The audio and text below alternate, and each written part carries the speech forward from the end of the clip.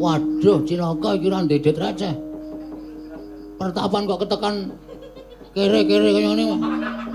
Ning arep minta-minta iki. Wah, suarane oleh. Kowe sapa, Plemban? Begawan Sidik Wacana. Sidik Wacana sapa? Anu Begawan Bawor Sari. Konane aku. Nek aku Bawor Sari tak ganti jeneng ah. Begawan Gendero Pamungkas. Wah. Idonono ndase wae Pak wis kowe. Gendang Badar kuwi aleman cah kowe ora. Kowe iki rak Bagong to. Us. Ngawuh gawar ngawur. Begawan Sidik Wacana ya Begawan Gendero Pamungkas. Hah? Kowe sapa kowe wong kene? Aduh, kaya arep jangkan-jangkau rasane. Apa wis ketok nek Bagong kok. Bagong lah kok dadi kowe ninggal terus kowe gawe Bagong meneh kae karemu piye? Kowe rak kathok olahragaku to. Aku dadi tok suwek. Marai aku ra iso lari-lari lah. 12 le omong Semar. Lari-lari kok lari-lari lah. Karemu piye kowe iki Panakawan ya Panakawan rasa dadi pendhita sing aneh-aneh. Salin ora? Aku gelem salin nek pancen ana ruang ganti. Aku gelem salin nek pancen Semar iso ngalahke aku. Kowe nantang karo aku to? Kowe nantang karo aku to? Wah, pancen menungso ra tak.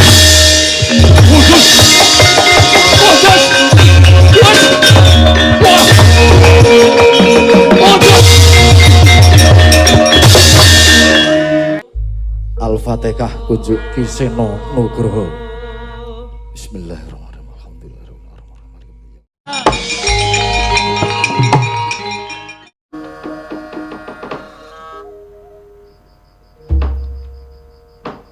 Arca koblah iblis. Laknat padha jek-jekan.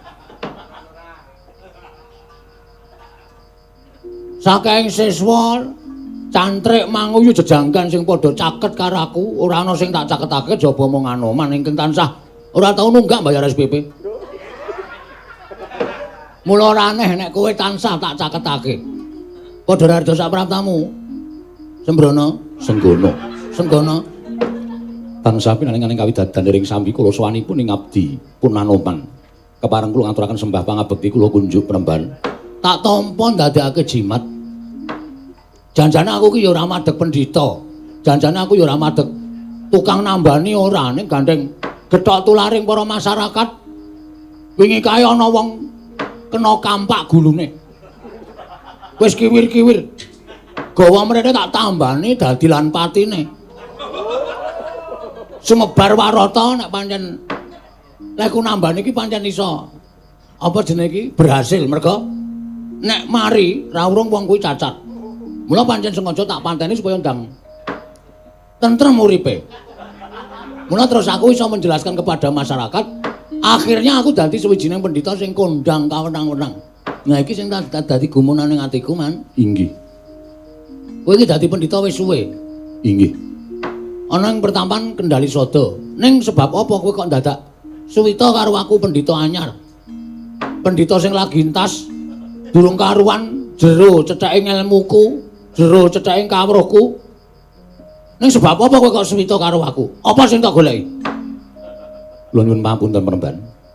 Kula suwita kaliyan Brahmana menika mboten ngukur dhateng lami lan botenipun anggenipun ambrahmana utawi madheg pandhita.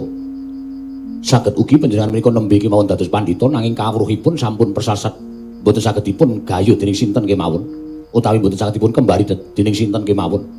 Nanging wonten ugi sawijining brahmana ingkang sampun dangu ambrahmana nanging ilmunipun boten kinarya damel tentreming jagat nanging malah kinarya ngobak-obak katentremaning jagat menika kathah sanget.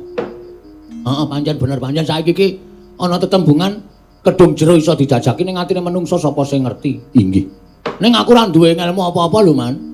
Aku ki blas ora duwe ngelmu sing iso migunani ya ming ngelmu kuwi sarwa cethek. Ning aja tok anggap ngelmu cethek, ngelmu ming sepele. Ning nek ora dicakke ya ora apik. Inggih. Ning nek dicakke ya iso dienggo sangu urip ana ing alam padang. Upamane tetembungan jur basuki mawa beya. Ngono kuwi iki ketoke dadi sepeleke pisan. Sapa salah bakal seleh. Ngono kuwi ya wis do disepelekke. Inggih. Sapa utang bakal nyaur. Ngono kuwi ya wis disepelekke. Ketitik do semaya. Inggih. Kuwi ya disepelekke. Nek janjane kata-kata Jawa sing apik ngono kuwi wajibe do padha disinau. Inggih. Becik ketimplek. Anu, becik ketitik ala ketara. Ha kuwi ya.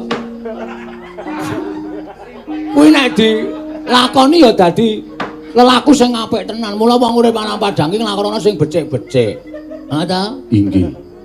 Tumindak sing apik-apik, tumindak sing pokoke sarwa apik, sarwa becik. Merga ana tembungan becik ketitik ala ketara ki wong tumindak ala ki didelikno kaya ngapa mesti bakal konangan. Sak pinter-pintere bajing kae mlumpat, mesti kala mangsa bakal tiba. Sak pinter-pintere nyingetake batang, kuwi kala mangsa mesti bakal mambu. Inggih. Kuwi tegese sak pinter-pintere wong nyingetake tumindak sing ora apik kuwi mesti bakal kawanguran dening sapa wae. Inggih. Ah, kuwi ming hal sepele. Sinau ora usah perlu sing jero-jero. Sinau sing cethek-cethek tur diamalke. Kuwi malah luwih prayoga. Sapa sing bibiti ala wahyuning bakal sirna. Kuwi ya tegese ya jero. Ketoke ming hal sepele, tur wis dingerteni wong akeh. Ning kadang kala kata-kata kaya ngono kuwi malah ora do dilakoni. Sapa sing bibiti ala wahyuning bakal sirna. Wong ki aja sok dhisiki tumindak ala. Merga wong tumindak ala ki mesti bakal sirna, bakal ketara, bakal musna saka lumahing bumi kureping langit. Inggih. Wah.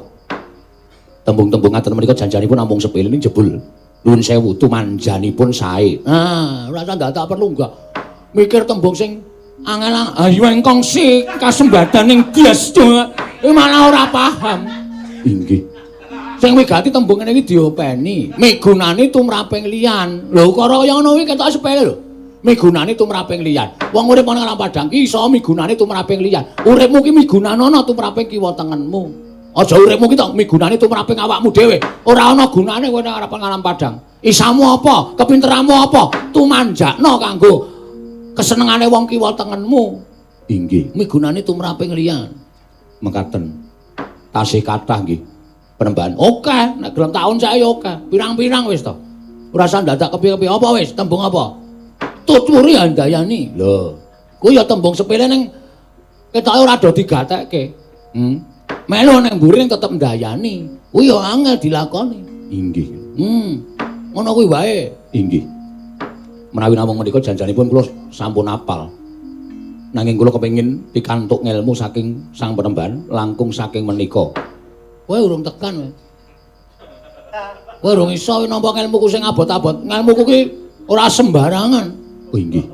Sadurunge nampa ngelmu kasampurnan saka aku, kowe kuat apa nglakoni poso 100 dina? Ayo. Ora kuat kowe. Kowe pepetinganing jalma, unusaning titah. Ngono nek aku gelem mejang sastra cetha paripurning wangsit. Sastra Jendra Pangruwating Driyu. Kawruh panunggal sangkan paraning dumadi kawruh kasampurnan. Wah. Ora saben wong iso nampa. Inggih. Selagine Dewi Suneti sanes kersanipun kuwi lho bojone si sapa? Bojone Wisrawa iki. Sukesi. Ah, Dewi Sukesi. Biyen gone nampa aji sastra Jendra Hayuning Rat Pangruwating Diyu. Sinartan blendenging katresnan. Mula terus ora tresna karo Prabu sapa? Donopati tresnane karo Begawan Wisrawa. Monggo Begawan Wisrawa ming nglamarke Dewi Sukesi. Lah, Wisrawa nalika semana ya kena dampaking sastra Jendra Hayuning Rat Pangruwating Diyu. Pendhita sing ora nate ketelepetan dedosan kena dayaning sastra Jendra temang lumpruk tanpa daya. Calon mantu dipek dhewe. Mula terus anak-anak Kumbakarna nuwun sewu. Kae dadi tandha blendenging kamurkan. Inggih. Kok anak-anak Rawana. Inggih. Ingkang bajeng menika Rawana. Heeh. Anak-anak Rawana kuwi merga blendenging kamurkan katresnaning Wisrawa karo katresnaning Sukesi mbabar watak angkara budi jandala ingkang meh ngobar jagat saisine. Ning dewa ya paring pangapura karo piyai loro kuwi sing wis padha nglenggana keluputan. Mula terus peputra Kumbakarna. Kumbakarna kaya arep awake gedhe kaya buta ning atine apik. Inggih. Paham? Inggih. Ngertos Penembahan. Nah, mula aja sok sembarangan, main ngelmu iki bahaya. Oke wong sing kabotan ngelmu malah kentir ya oke. Mula ngelmu ki kudu diukur karo kekuatanmu. Nek kekuatan iki aku nampa ngelmu iki kira kekuatanku kok urung mampu. Ayo diasah sik. Carane wadah iki wadahe dijembarke sik. Ngono. Ben supaya aman. Ngelmune. Inggih. Ora mung sak kepenakmu dhewe. Sesuk tak paringi ngelmu. Inggih, ngestaken matur sembah nuwun. Matur sembah nuwun tanpa pindhan, Penemban. Dadosaken bombong raos sing manahipun ing abdipun Anoman. Lah iya. Aku ya isin nek kowe metu saka kene kok tanpa duwe tanpa tementel apa ngelmu apa. Inggih. Matur sembah nuwun tanpa pindhan. Nek cara mbiyen kowe Suwita paling mung dilatih Pak Boletus. Apa Pak Boletus? Tapak kebo sikile 100. Nah. Kuwi mbiyen ya dadi ngelmu. Jane kuwi werdine ya akeh, werdine ya ana. Oh, inggih. Inggih ngaten Penemban. Lek lu. Heeh. Angel to? Menapa menika? Telek nang alu. Doyan apa kowe? Mboten. Wong mejang ilmu, wong mulang ilmu, kuwi nek karo sepaneng, ngelmune ora cementel. Mula pertapan nggonku kene iki kowe ngerti to? Pertapan nggonku kene iki pintu gerbang wis tak tulisi. Inggih. Wis tak tulisi. Harus suka dan tertawa. Lho, dadi mlebu pertapan iki kudu guyu. Nek sepaneng ngelmune ora cementel. Inggih, ngestaken dawuh. Ngestaken dawuh. Tekan petrabahan ngene iki tau to percabahan kene iki sepi. Mesti tak steli dangdut mergo atine men seneng doan. Inggih. Supaya mengko nampa ngelmu kuwi iso dienggo ndangdut. Panjenengan mriku kok aneh-aneh. Kula nuwun sewu, kula suwita kaliyan pendhita ingkang sajakipun gecul kumaruca namung panjenengan. Ning mawa apa jenenge? Mengandung. Lho, ingkang mengandung sinten? Sik kowe aja lucu sik. Mengandung ilmu arep guyon ning tetep mengandung ilmu rasa kepenake dhewe. Inggih, inggih. Ha. Man, Wonten dawuh. aku jane arep omong karo kowe. Badhe ngendika menapa? Iki tak kok arep ana daya. Lho, kok panjenengan ngertos? Lah, kowe lah caki kok. Maido karo aku ya. Aku ki arep ana daya, kuwi aku ya ngerti. Dayaku ngelih kowe aku ngerti. Menapa inggih? Wis to, anggere omongan terus ana swara. Mesti dayaku ngelih. Inggih, inggih. Soale suarane weteng krungu. Inggih, inggih. Nah iki kowe rasa melu-melu nek dayaku tekan kene tak wangsulane nek kira-kira dayaku ngomong hargae rame pertapan tebing miring kene. Inggih. Kok naminipun tebing miring? Sakarepku kok rawel. Sing gawe jeneng aku kok kowe ribet ora. Inggih, inggih. Engko nek dayaku tekan kene tak wangsulane kowe rasa melu-melu nek engko semakin meruncing keadaannya terus arep dadi gegeran kowe siap-siap. Ih, ngestaken dawuh. Kinten-kinten dayahipun sinten? Nek miturut penerawangku saka kene, tak tonton saka epek-epekku. Iki ketoke sing teko iki bangsa Nerpati. Utawa bangsa Piyai. Ning arep dikaya ngapa nek Piyai iki engko arep gawe kisruh, arep gawe rame, rasa kuwatir. Aku sing tanggung jawab. Ih, ngestaken dawuh. Kene mundurane. Ih, ngestaken dawuh, Penemban.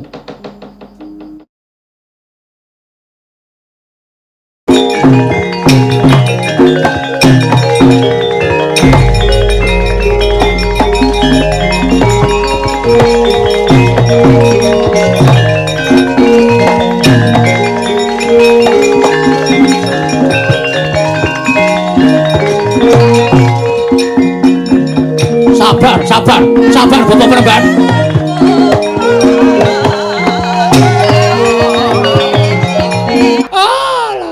Lole kondhok mlekudu selalu gembal Semarante. Dewante. Pripun? Niki ra mboten kleru dalane ta niki? Lho, kleru pripun? Ngendikanipun anak Prabu Duryudana, kula kedah sowan wonten ing pertapan tebing miring. Nanging sareng kula dumugi wonten pertapan tebing miring iki lah kok. Lho, niki kok mboten pangling nika? Nek miturut nuwun sewu pasuryanipun ra menika ra kadidene Ponokawan Bagong to menika? Lah nggih, lah dalah kok malah Bagong dadi pendhita bareng. Weh lah murite ya akeh men. Wiwit saka pendopo nganti aglar tekan dalan ingkang anjuk ana ing pertapan, kabeh tirik-tirik padha suwita karo Begawan Baworsari. Iya, wong kali nyandang ya iso ora pokra. Lho lah iya. Lah ing atase pendhita kok ming kudung cawet kaya ngono ki marang kowe piye? Aja sembrono popok kowe. Iki lentok nang ngendi? Aduh. udah selamat Bagong. Ampun ngawur gawar ngawur. Sampeyan Nyawang. Sampeyan nyawang kali kula. Blegere raga pancen Bagong. Ning kula aturi mresani kanthi Permana Jati. Lho. Tak tonton nganggo Permana Jati kowe ya tetep Bagong, kowe ya tetep Bagong. Lah kok dadi kowe dadi pendhita ning pertapan tebing miring kene? Karepmu apa? Lah kok dadi kowe medhar kawruh ana ing pertapan tebing miring kene? Terus aku tak takon karo kowe, kawruhmu kuwi apa? Ngelmumu kuwi apa? Lah kok dadi kowe wani medhar kawruh dadi madheg pendhita ning pertapan tebing miring kene, Bagong? Nuwun sewu sadèrèngipun sami wilujeng to. Wah. Telat. Wis rembukan ape-ape kon lagi mbagekake. Ayo tata kramane. Slamet tek aku. Rekanawati Sengkuni wilujeng. Iya, slamet Bagong. Syukur. Wigatosipun menapa rawuh wonten mriki sampun ngantos duka-duka.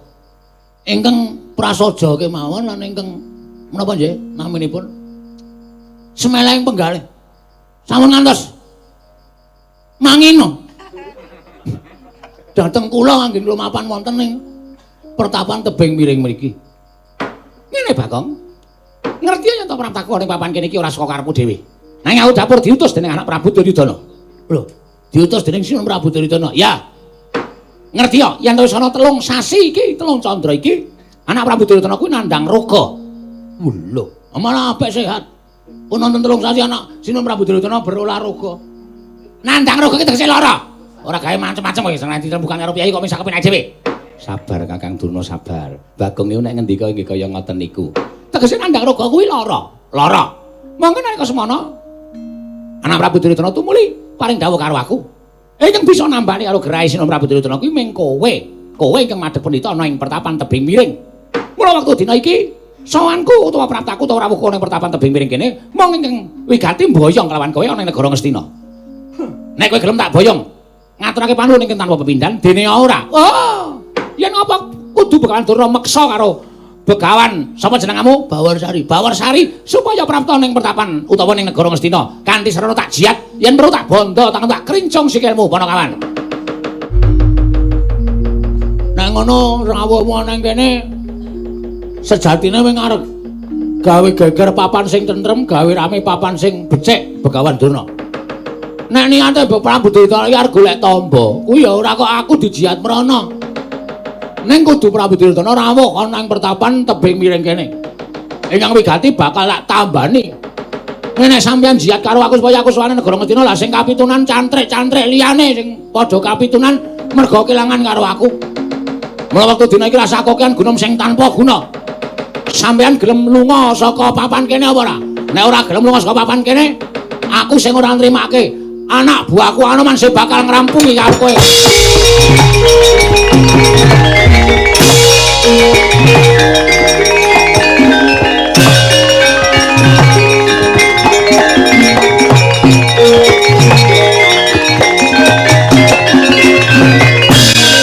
Anoman Wonten dawuh. Cetha nek Kurawarga iki sira pertapan tebing miring. Nggih. Prasetyamu karo aku lahir batin Leswita. Lahir batos. Mangkatonan. Ih, ngestaken dawuh. Kurawa dunturke nek iso, nek ora iso ya wis mengko kowe omong aku rampungane. Nggih, ngestaken dawuh Pramban.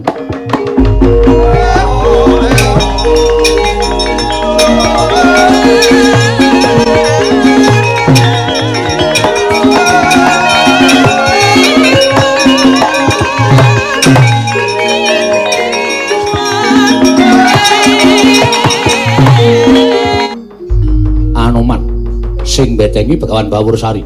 Dasar para nyoto kartomarmu. Ayo gelem bali apa ora? Ora gelem bali, ora gelem nekuk barisan aja takon dosa. Aku yang bakal meksa bali ning para Sata Kurawa. Wah, ladalah. Yen ngono wani karo sing kawedene apamu. Ora minggas arep tebak dadamu kene markaning patimu sing ngolina prapteng kalis kartomarmu.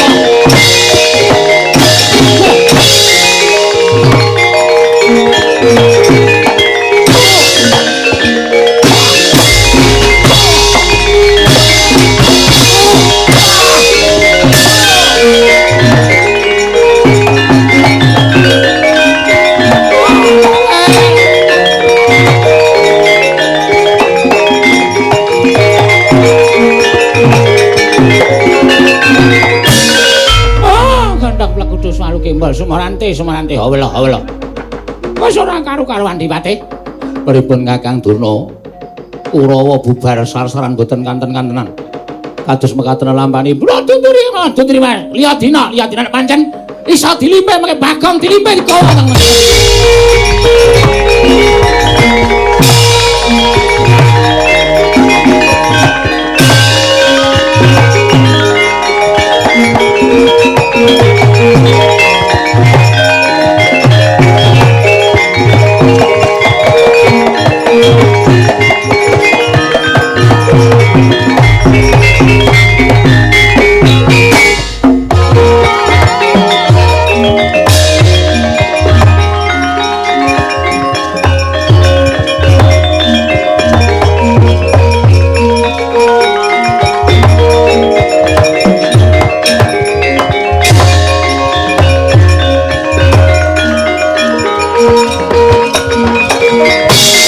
Jangkan sing langit kelap-lapaton lerkin sangking risang mawe gandrum Om Mastunama sidam skaring bawun langgeng apa iki ingkang peparap Begawan Bawarsari dasar kepara nyata lho kita mboya basa lan panjenengan ulun diwaning para dewa teka kita mboya basa apa kita bakal entuk sop saka panjenengan ulun pripun entuk pot entuk sot soto. Wah. Mboya paketo. Sot tegese kita bakal nampa paukuman saka panjenengan ulun. Nuwun sewu Bu Kulun. Kula madheg wonten ing mriki menika minangka Brahmana lan kula mboten ganggu gawe dhateng sinten kemawon. Lan kula sampun nyuwun idin saking Dinas Pendidikan terkait menawi kula badhe nyebar ngelmu ingkang badhe migunani tumraping masyarakat kathah. Nek kula ajeng nyingkiraken dhateng kula monggo mboten napa-napa. Kula manut kok dipun singkiraken. Ulun ingkang bakal ngendhaki lawan jeneng kita Bagong. Ah, monggo menawi panjenengan ngersakaken mekaten.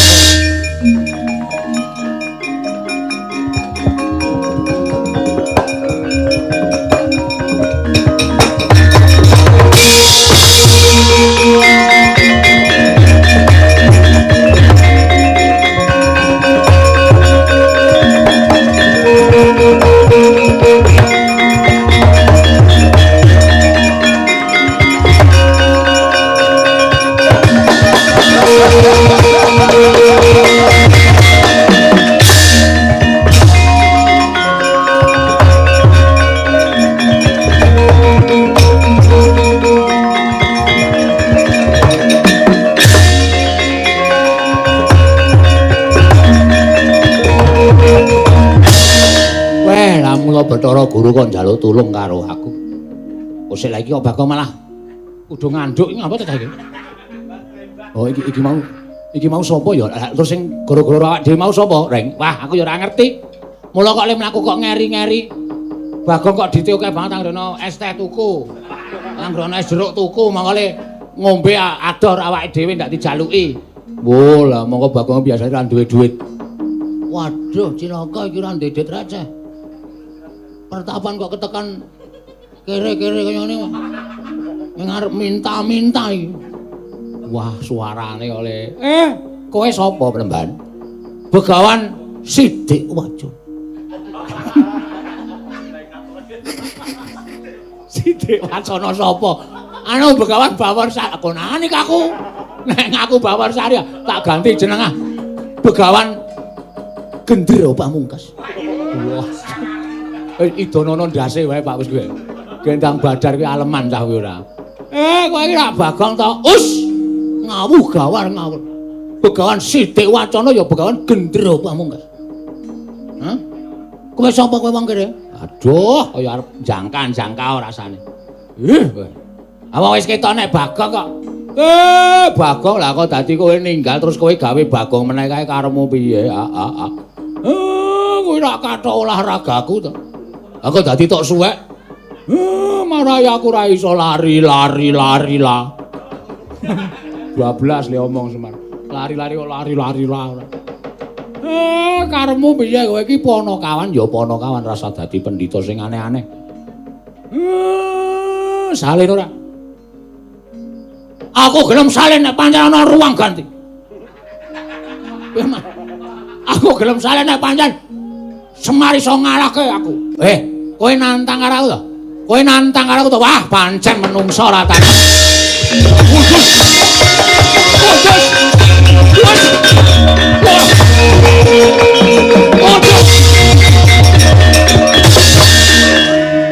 Iki apa?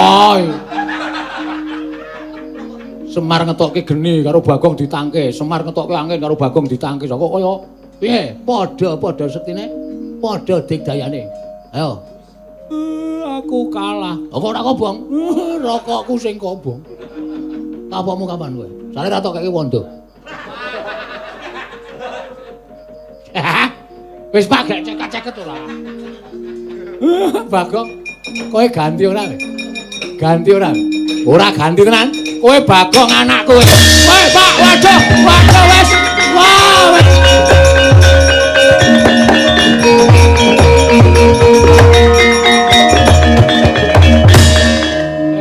Lah kok lemu ampuh kok mung nganggo anduk ku jane lemu entuk nendi?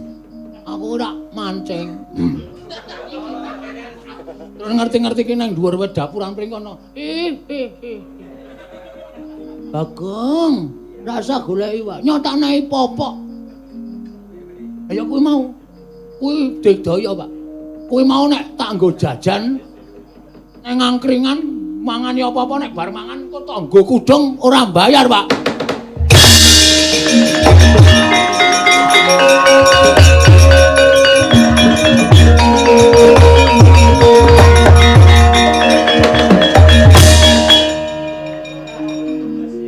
Pak, gareng kok ana suarane?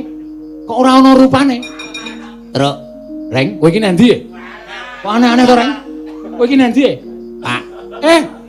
Bagong. Lah, tenan lah. Gareng iso ilang to merga bapakku.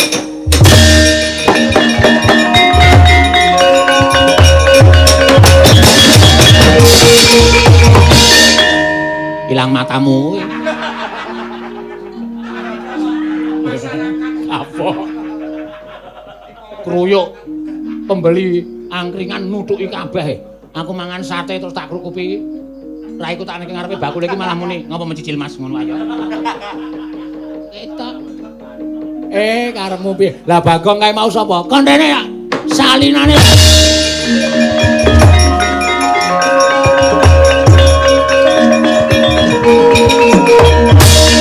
Pripun, Mas? Kowe wis rampung lek nyambut gawe. Aku wis leren lek dadi pendhita. Lakon kok ming opok wewe. Sing nanggap ya ming bolos enak iki, Mbak. Angger dikai gayeng-gayengan ngene iki ra seneng ra jamak-jamak. Kowe ganti ya. Wis aku dawuh, Pak Mas.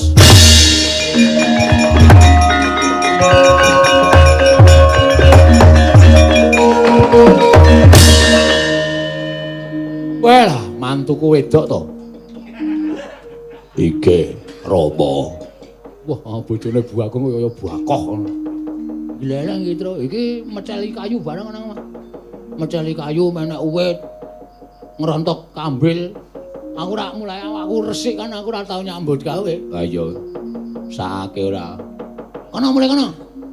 Yo Dik, mulai yo Dik tak terke yo. Mulai dhewe wae. Petro ya arep macem-macem terke-terke. Yaine iki rawan. Rawan apa? Kowe kuwi sing bebayane kok. Iso tak tabrak tenan kowe. Rem mudal e. Nggih. Matur nuwun ya, Dik. Nggih. Lo tak wangsul. Wis kono hati-hati. Lihat sing peteng. Lho. Sing padang. Heeh. Enten ning protelan. Padake ra krungu aku.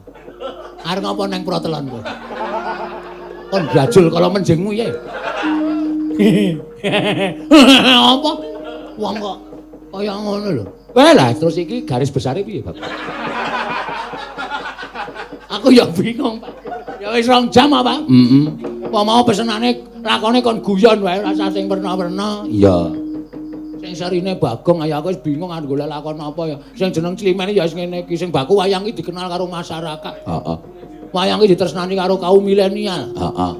Kowe sing saiki lagi dadi digandrungi karo kaum milenial, aja digawe gelo. men tresna karo wayang, wiwitan tresna karo Bagong, sak suwene mengko saya suwe tresna karo liyane, tresna karo budayane dhewe sing adiluhung ya kuwi pergelaran wayang kulit. Tepuk tangan, rasa. Kagem Semar, wis ora usah ditepuk tangan. Aneh-aneh werna-werna. Ngono ya, Pak? Heeh. Muga-muga ya langgeng sak teruse. Celimen ki fleksibel, Pak. Heeh.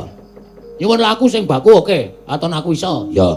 Lakon sing gojek, lakon sing ming guyon-guyonan, tinggal memperkenalkan wayang kepada kaum yang belum tahu tentang wayang. Oke, saya juga sago sak kanca, Pak. Iya, bagus. Tinggal iklan ya oke. Heeh. Mula ora usah wedi, ora usah kuwatir. Monggo